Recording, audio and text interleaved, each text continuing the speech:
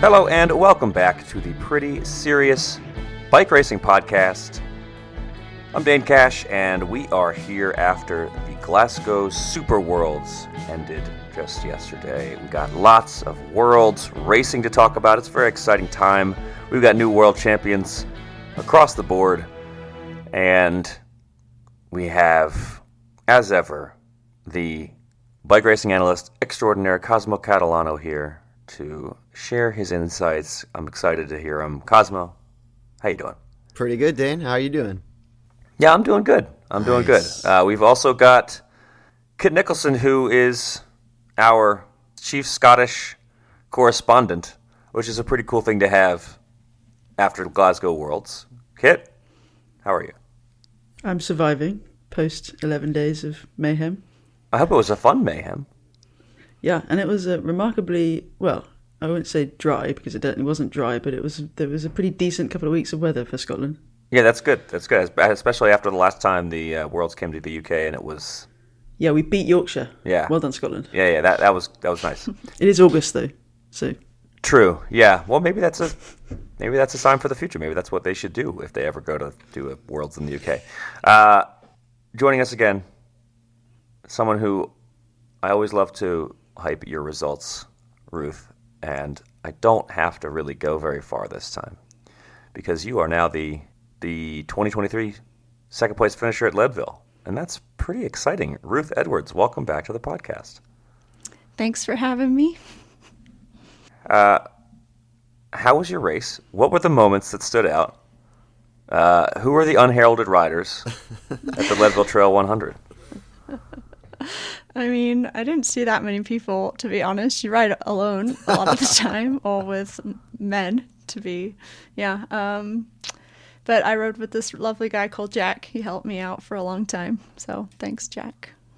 And moments Cheers, Jack. that stood out Yeah. was probably the time that someone played Dancing Queen when I was climbing Powerline, and I just couldn't help but laugh and sing while climbing a terribly steep climb on my mountain bike. That seems like something that people should try to emulate at future races. Get some ABBA going when you're going up a hard climb. I like that. Well, Ruth, we are very excited for you.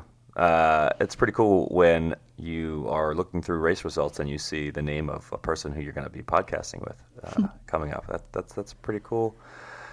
I think it means that Green Mountain Stage Race Mountains Classification winner Cosmo Catalano, you got to get back out there. Category 4B, I believe. Okay. We should specify. I don't want people to be looking for my good results when they are. They're good for people who aren't good at racing. If you get rid of all the good people, I am a solid racer. All right, let's talk about all the action this weekend. It's going to be fun. We got all kinds of racing going on in the past few days. But first, let me remind you, if you're listening to this podcast, that this podcast and all the other podcasts we do, Wheel Talk and Placeholders and Geek Warning, everything we do over at escapecollective.com, all of those things are member funded. And that means that if you're enjoying them, it'd be really cool if you could become one of our members. If you could join the cool club over here at the Escape Collective. You should head on over to escapecollective.com/join and check it out if you haven't already. If you have, then thanks. We appreciate it. But if you haven't, escapecollective.com/join. You can sign up, become part of this very cool community, and you'll be supporting all the cool things that we're doing. So yeah, check it out. All right, we've got World's action to cover. I think we're going to spend most of the show talking women's road race because women's road race, just road racing in general, I think usually has more things to talk about than a time trial. But we'll start with the TTs because they were chronologically first. On the women's side, I think the biggest news, other than just the result, is that the pre-race favorite did not finish the race. Marlon Racer dropped out of the race in the middle of it. Chloe Dygert went on to take the win, which was not particularly surprising given that she was the second favorite and the first favorite was out. What do we think about what the result means for the future? I personally was really impressed with Grace Brown, 6 seconds behind Chloe Dygert. I did not expect that quality of a ride. So that was really impressive from the Australian. And then Christina Schweinberger of Austria was really all over the place this weekend. She was very much in the mix on both the TT and the road race. I think she's someone I've been enjoying watching all season long. It was a little bit easier in the earlier season because she was the Austrian road champ, so you could see her doing a lot of support work. I think she raced really well in support of, I want to say, Marta Trojan in the break at Roubaix. She did a lot of kind of chase interrupting in the closing meters. If you remember Roubaix, it was super touch and go whether or not that break would escape for a while. And yet, I mean, clearly she's coming into form. She's really, really strong, and we'll talk about her more in the road race. We have a piece up at escapecollective.com about Reusser and her leaving of the TT. And, of course, she races for the super team that is SD Works, which, they showed their superness yet again in the road race. But, yeah, it is a reminder that even the very, very best riders, sometimes they just need to take a break. And then on the other side is the winner, Chloe Dygert, who obviously she's a talented time trialist. This is not a surprise. But her results this year, it's really been the first season where we've seen her doing a very extensive European racing campaign. She was in La Vuelta. She rode at the Vuelta a Burgos. She took a stage win at Ride London. And then she raced the Giro. And I think with this result, I would have to imagine that she sees this as a successful season. I mean, it's been a pretty impressive run of results up to this point, and I think this is the big international win that will really crown things off. And I have to say, I think we're going to see her continue to grow and develop as a road racer. But it's obvious that the kind of the base talent is there for success. I mean, she's a TT and also track racing, by the way, superstar, and she just needs to get better at racing. When there's other people around. Yeah, I think it's super fun to see her race the road kind of all year. I think historically the US and the time trialists don't really race that much road.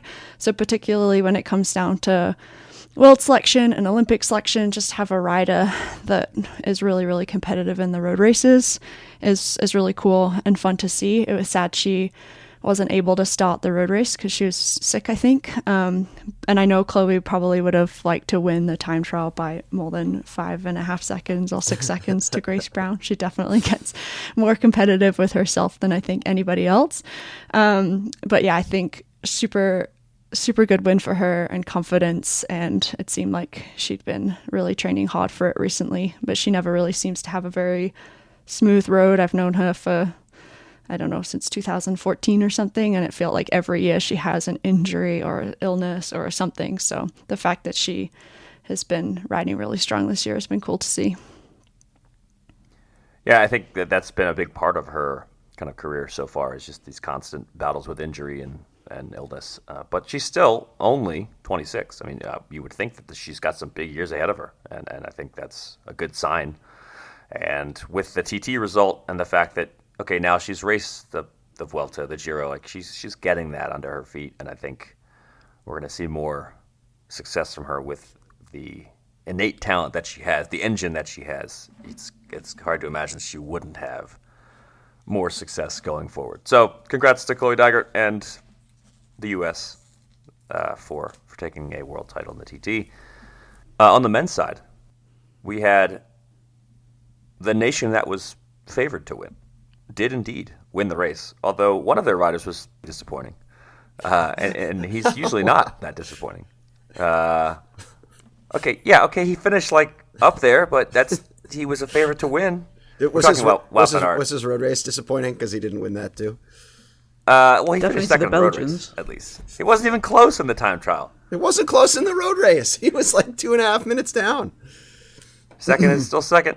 And Wout van Aert was not there in the TT, but his teammate for the day, his compatriot, Remco Evenepoel, took the win and thus exchanged his road race rainbow bands for TT rainbow bands really nice ride from Remco. It was a very entertaining, I would say, as TTs go, battle, in that we had kind of the changing of hands of the hot seat. Josh Tarling, the Welshman, was the real surprise of the day, in that he spent some time in the hot seat, ended up finishing on the podium, third overall. Third in the. I predicted this, by the way. I don't think I told anyone, so I was not surprised at all. Why didn't you say it? Why didn't you tell us?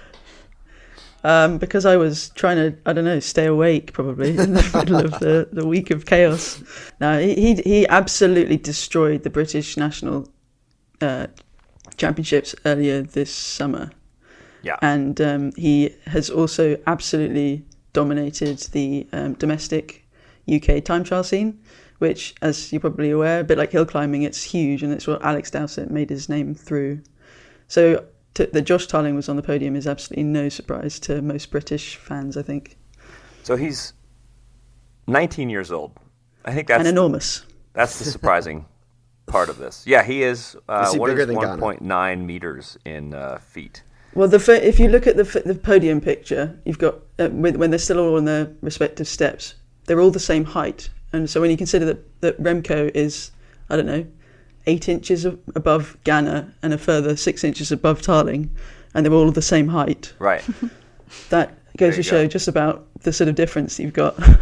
It looks like he's about 6'4" in the imperial units. Yeah, he's a tall guy, but only 19 years old, and to go out and do that with the elites. So yeah, he was the junior TT champ last year, but to go straight from that to being on the podium against some pretty big names. Again, we've mentioned Evenepoel and Wout van Aert, but there's also, Philip Ogana, the two-time champ, was second, and then most of the other big TT names in the world, with the exception of the guy who destroyed everybody in the TT of the Tour de France, Jonas Vingegaard was not there.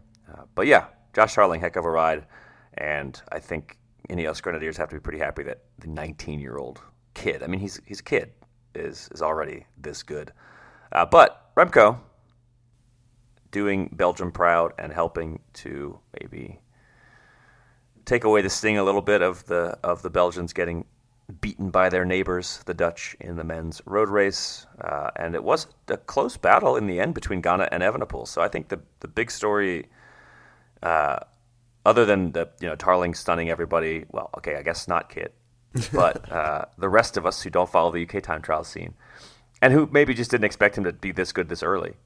The other big story, I think, was Ganna kind of coming back, because coming into this TT, Ganna had not really done that much in the biggest TTs. Yes, he had done a really great job to win the overall in 2 stages of the Tour de Wallonie, but that's not the biggest race in the world. And, he didn't win any TTs at the Giro, which is like Ganna and Giro TTs. That's his thing. But he got beaten by Evenepoel there. And yeah, he did get beaten by him again here at Worlds, but all in all, I was very impressed. I think he really showed that he is very much still in it. Back in the TT game, he was just 12 seconds off of Evenepoel on a course that I think suited Evenepoel pretty well. So, yeah. Yeah, I think that little climb at the end was perfect for Evenepoel. But also, I mean, Ganna is historically a bit of a power time trialist, isn't he? He's that kind of, if it's a flat TT out and back, it's got his name all over it. So this was a bit more hilly than might have suited, Ganna circa World Championship titles. So I wonder if, he's been climbing really well this year, and last year actually, in the Giro. I think he even won a mountain stage from the breakaway, granted, last year, I think, wasn't it? So I wonder if there's a little bit that he has been targeting this, to peaking at this moment and knowing that he's got to, he's no match against Evenepoel in a hill climb, but if he's going to do his power thing and do well on the climbs, he can sacrifice other time trials to go for this one by working on his climbing more. Obviously it didn't quite work out, but it was, like you say, he and so many others this past week have peaked at the right moment and shown what they can do on the biggest stage in their biggest targets. Yeah, to that point, it's been very much in the TTs that he has not quite been as his dominant old self, because in the mass start events, he's been really impressive this year, finishing second at San Remo and overall taking second overall in some GC races earlier this year is really impressive. So maybe just sort of a reorienting of his of his priorities. But yeah, he still managed to finish second in the World CT, so good on Filippo Ganna. And he did still win a world title. He did win the IP on the track. Very close. He did. Very exciting. He did. Race. He rode around inside on Very fast. on a wooden course very fast, and that is something that we should keep in mind. He and so did Chloe Dygert. So did a bunch of other names who did So did pretty Lotte well. Kopecky. We're going to talk about one of them pretty soon, I think. Yeah, there were quite a few. We talked, I think, a lot about the expectations for riders who are trying to do multiple things at this World, and I think that the big focus was mostly on Vanderpool and trying to do the double of road and mountain. But good on all the track riders for all the various titles they won on track and road, which is actually quite a lot of the big names who were involved here were competing on the track as well as the road. And yeah, Tadej Pogacar was in the TT as well. He's a rider who sometimes has done a pretty impressive TT. I'm thinking of a certain Tour de France a few years ago. I'm thinking of this year's Tour de France where he walloped Wout van Aert, but just wasn't quite as fast as Jonas Vingegaard. He was decidedly less brilliant against the clock this weekend. I think with Pogacar, it's most likely a case that he was still on his knees from the road race, and he'd said before the World Championships that he was already knackered and there was very little chance he was going to the Vuelta, despite everyone begging him for the desperate showdown between Evenepoel, Pogacar and Vingegaard. But I mean, he was. I don't know if it's actually been withdrawn, but because it probably ought to be. But he was fined after the road race for missing the mixed zone post podium. So he'd got his medal, having beaten Mads Pedersen in the sprint for third, which ought to show us just how hard that race was.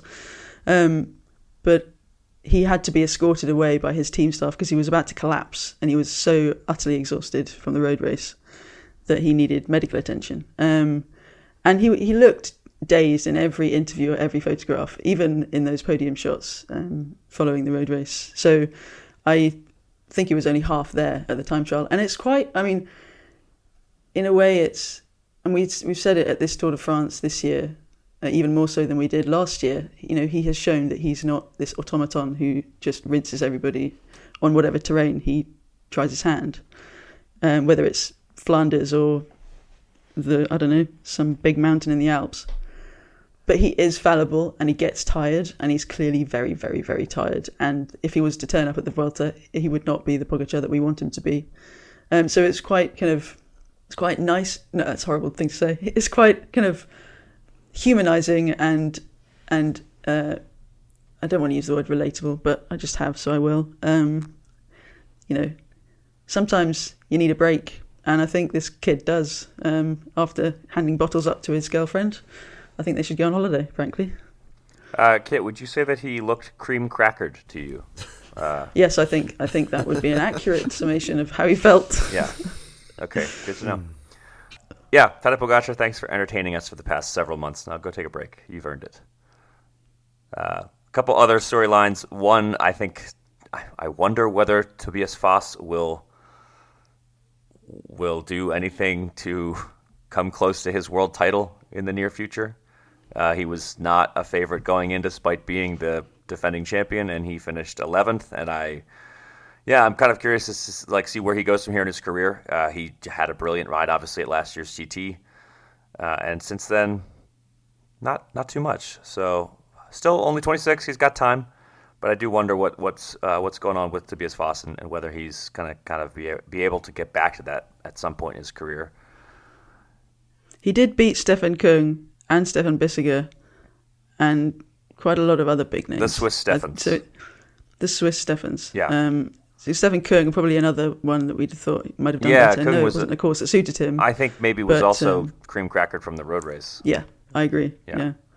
It was a. I was actually, I don't know. I think 11th is obviously not what you'd hope from the reigning world champion. Yeah. And speaking of it was former winners, thoughts to Rowan Dennis.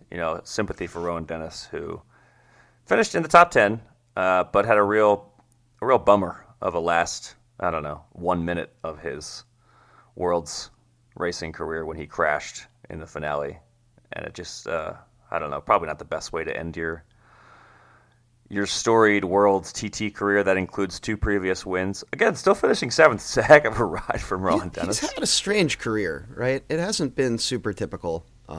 Yeah, for that's a true. variety It's been of an atypical reasons. career. And it's sort of, I mean, I won't want to say it's appropriate. I don't wish anybody misfortune in the last bit of their road race, but I think he still showed he has tremendous talent even as he winds down his career, and maybe has encountered a typical misfortune alongside that talent. So, Yeah. And he probably wasn't going to win, was he? I mean, even No, though yeah, I clearly, he didn't just leave 2 minutes in that Sure. last minute. But yeah, All right, that's the TTs. Remco Evenepoel, your men's champ. Chloe Dygert, your women's champ. Let's talk road race, where the favorite won. Cosmo. yep, that's it. Wait. That was it. A lot of Well, Quebec. yeah, give me the rundown here. 30 seconds. Did Set the things scene. happen between the start and the finish? I guess you tell me. Similar. We've seen the road course with the men's race. There were fewer laps on the circuit. We saw a lot of people trying to do stuff very early, even before Crow Hill. We can talk about that later. For me, the big move of the day came around 74K to go, where Elise Chabe of Switzerland went clear solo and stayed there for about 30 kilometers until all the Dutch women decided to chase at the same time, the remaining Dutch women, I should say.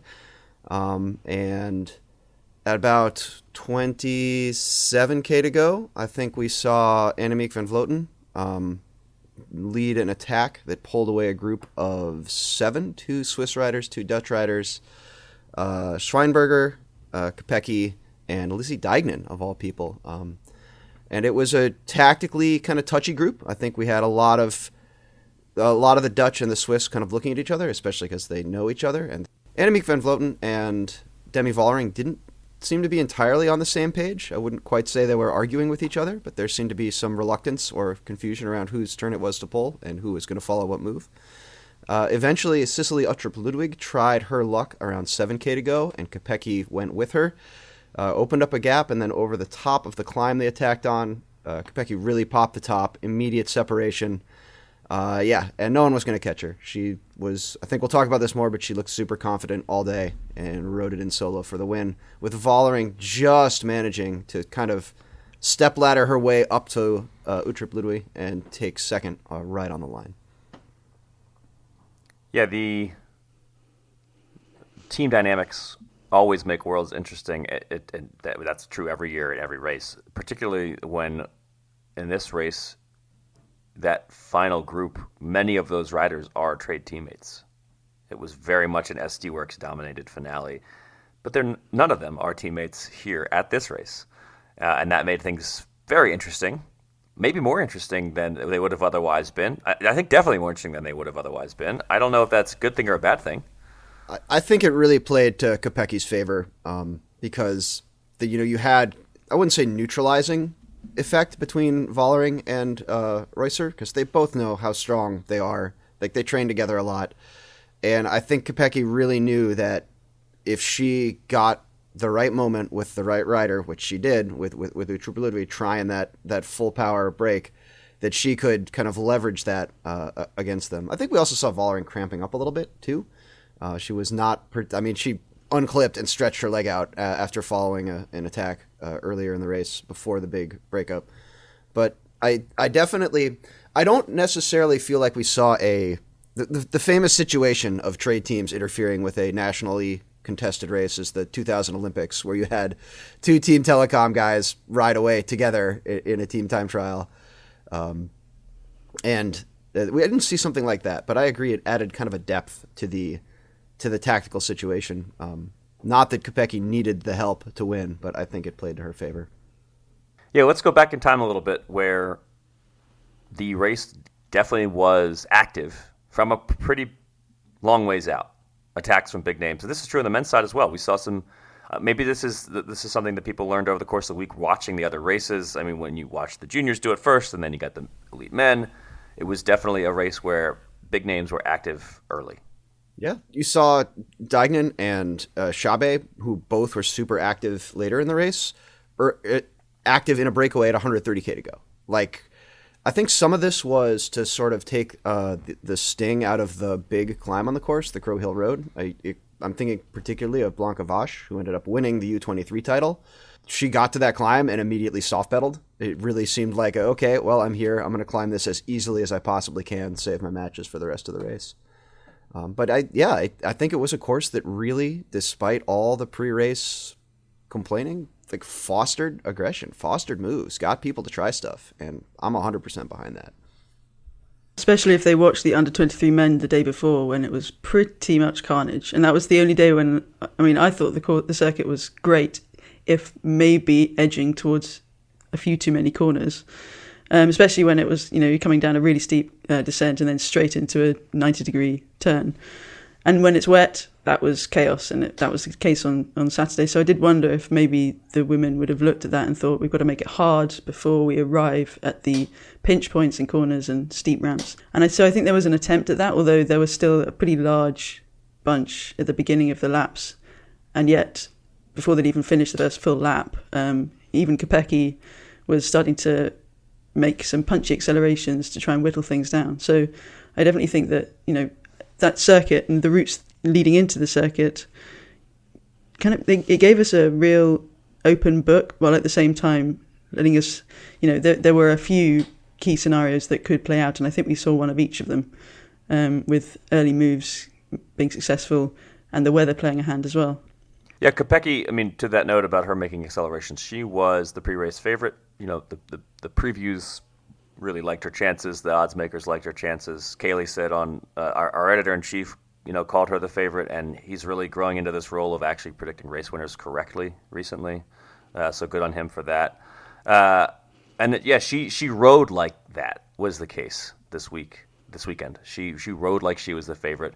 She clearly had this sense that all eyes were on her, and it was going to be all about her trying to kind of make this win for herself in a way that's a little bit different from when she's racing with SD Works, and she usually has someone else that might also be a big favorite. Here, she was Belgium's big option, and she delivered.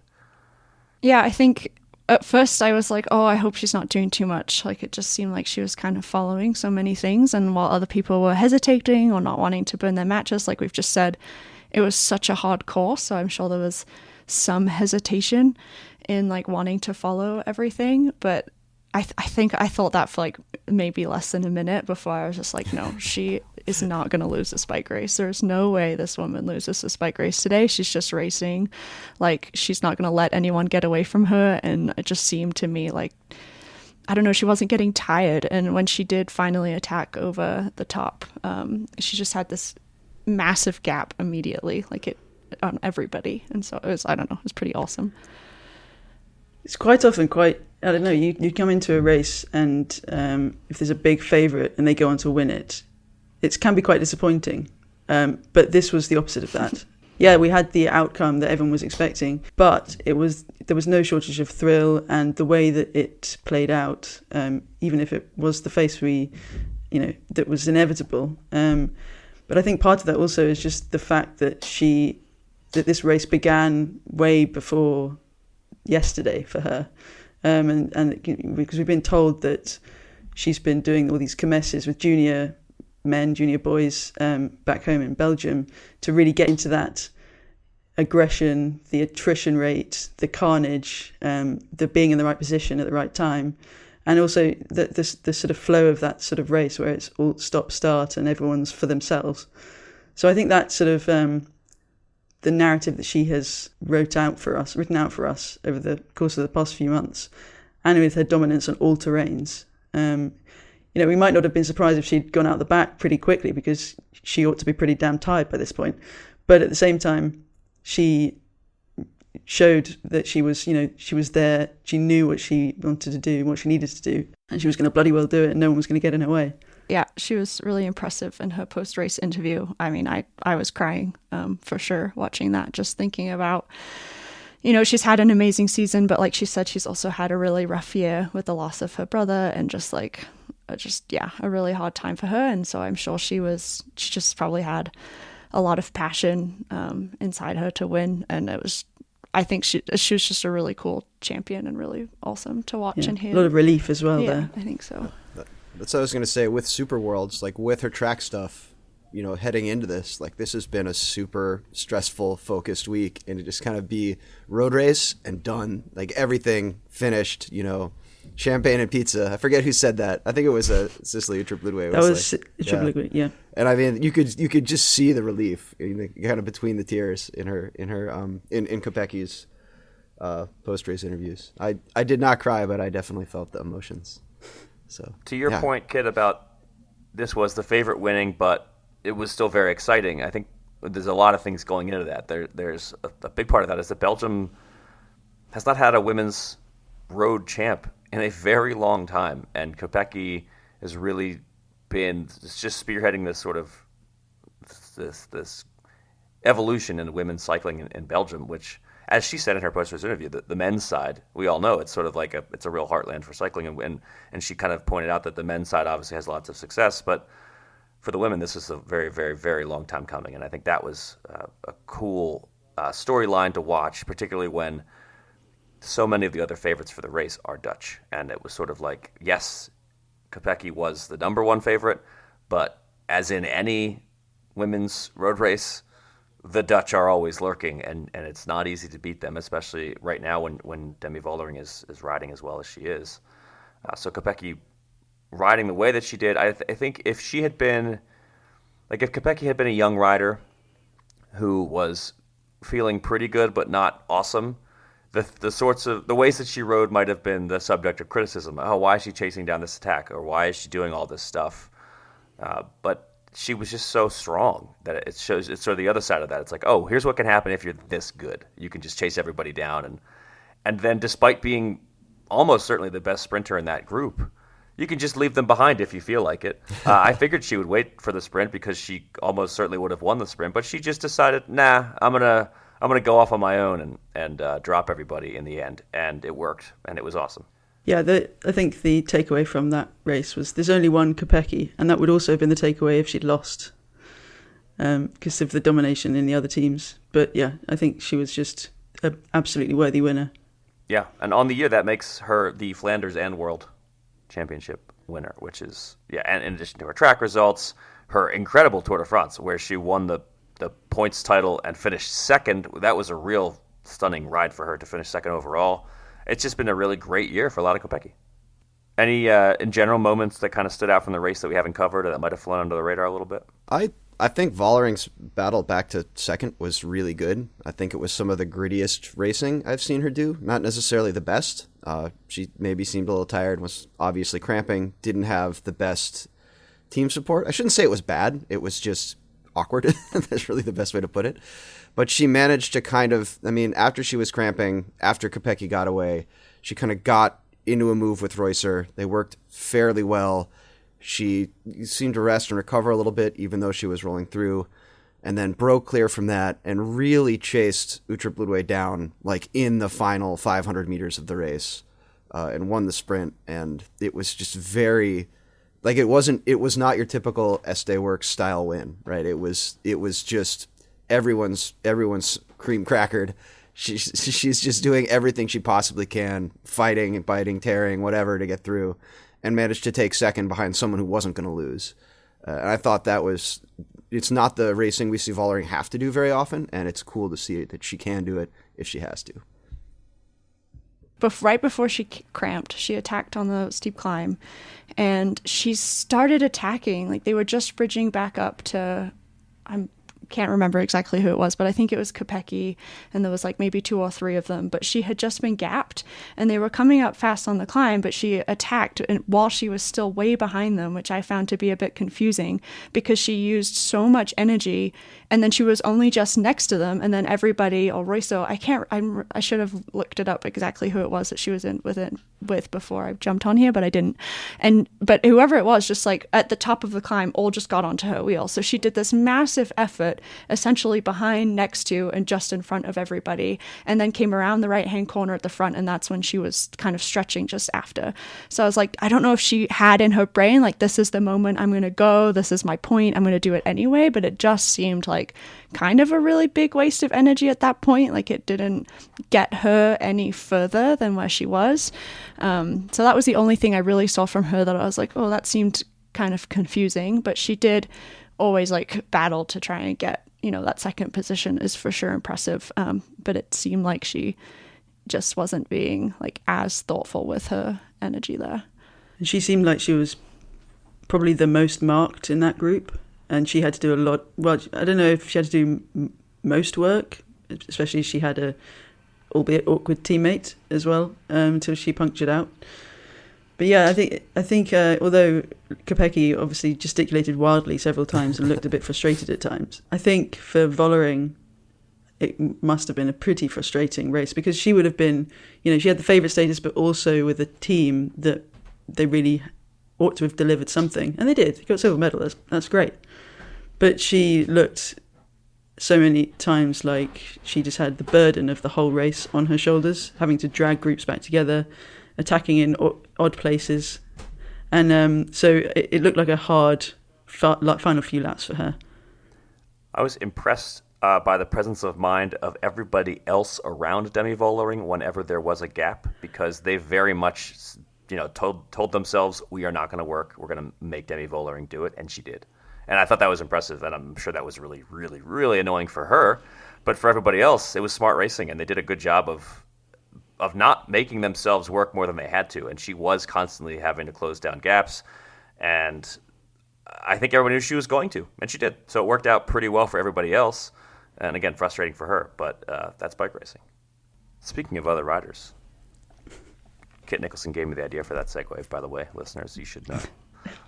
Let's talk about some of the unheralded folks in this race. Ruth, I know you had one, so I'll let you start. I thought it was really awesome to see Lizzie Deignan really racing her bike. I think she's raced for Trek a fair bit this year as a pretty key member of the team, lead outs. We've seen her on the front of the race before. It's actually the pointy part, but she's been doing a ton of teamwork for Trek this year. And yesterday we got to see her, race for herself and really put in some good attacks. And she looked like she was like really suffering and doing everything she could to be there. And I just thought that was really fun, as someone we've seen race for a long time, but maybe not have any results in a while. Good to see her do such a strong race. And on a course that she knows as well. She's won in Glasgow twice, at least. So yeah, she was on happy hunting ground. I think it's a course that just sort of suits her talents when she's at her best. And yeah, to finish sixth here was a really strong ride for her, and I think, really cool to watch. I really enjoyed watching her finishing well in the race. Anybody else? I'm probably going to butcher the name, but Justine Hekere, I think is how you say it, was a Belgian teammate of Kopecky's who really controlled the main peloton behind Chabet's break. I wouldn't say she chased her down. I think Shabby had a minute for most of the time she was up the road. But we saw throughout the week that this was a tough course to really control and set tempo on. And she just kind of parked at the front and held the race until the Dutch came forward to try and pull that back. And I don't think that's easy on this course. I think that's a lot of work. And it was, pretty instrumental to Kopecky's win. So yeah, she's kind of coming to her own this year. Had a really nice start to the season. Very last day of the Setmana Ciclista in Valencia, she snuck into a move that basically propelled her right to the overall win there. And another strong ride at Worlds. Also, we should say that Cecilie Uttrup-Ledwig was, I think, really impressive on the day. I think she made the race. She was the one whose decisions and tactics and move. I think everything else kind of developed around that in the end. And she still finished third. I was pretty heartbroken that she got beaten at the line for the silver medal. It was close, and she had worked so hard. But Demi Vollering is good, and she'll beat you sometimes. But anyway, chapeau to Uttrup-Ludwig for finishing on the podium there. And really, really entertaining finale all around. A minute, 2 minutes, something like that, after the race ended, we got to see Annemiek van Vleuten roll across the line and kind of bidding farewell to the fans. I thought that was pretty nice. She seemed to really be enjoying the moment, and that was great. I'm sure she would have wanted things to have played out a little bit differently in the race, but still good to see her kind of enjoying that farewell. All right, so that's Worlds. Congrats to all the winners. Congrats to the likes of Tom Pidcock and Pauline Ferrand-Prévot and the mountain bike races, all the track champions, all of the artistic cycling champions who we've not named, but good on you for doing what you do. Yeah. Cycle ball? Yeah, that too. Yep. All right. That's it for us. We've been pretty serious for long enough today. I think we can now go be unserious for the rest of the week. Cosmo, Kit, Ruth, great having you on the show. Thanks for joining, and we will see you all when we see you. Have a good one.